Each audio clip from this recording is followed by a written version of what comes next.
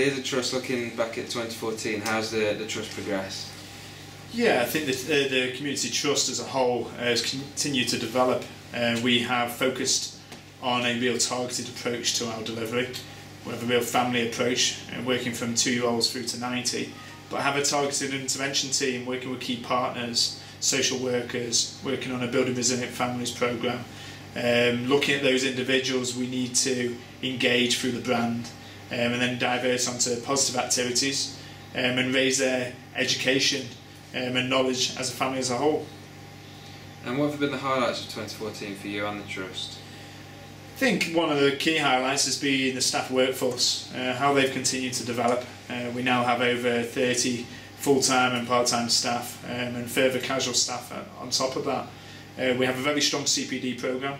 We deliver across all the themes, all the activities, and we have very exciting plans ahead in terms of how we're strategically placed to ensure we are sustainable as a charity and as an organisation. And looking into 2015, how do you envisage taking the trust forward? Our work becomes more and more diverse, and I think that's how community trusts are now. We can be doing coaching one day, we can do family support the next, delivering education programmes and projects.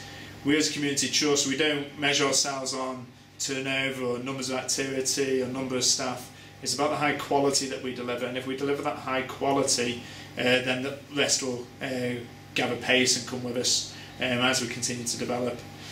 We do hope to have some facility developments over the next 12 months, something we're working very hard to make sure we're placed strategically, and we have community hubs as well. And we have developed the football ground here at the Pirelli Stadium to make sure that people are aware we have a community trust. We now have a learning centre, and we have a large number of activities across health and education based from here. And just how involved is the trust with the community and the football club? How do they all link in? I think this football club and this community trust work hand in hand, and the football club has continued to progress year on year. It makes small steps, doesn't make big ambitious plans, progresses naturally, organically as it continues to move forward. And that's what we do as community trust as well. We work in partnership with the football club around the commercial side, and the support they provide us is absolutely fantastic. I say it's second to none across many organisations, and we ultimately are part of the football club whilst we're our own charity as well. And as you mentioned, you have got a learning centre. How does that improve the community trust? The learning centre has been a bit of the icing on the cake as such in the last 12 months. We have the strapline Inspire, Engage and Educate. We always did the first two elements fantastically well, engaging with high numbers and using the brand to inspire, but we didn't have that education arm. Through the appointment of our education manager, we're now delivering.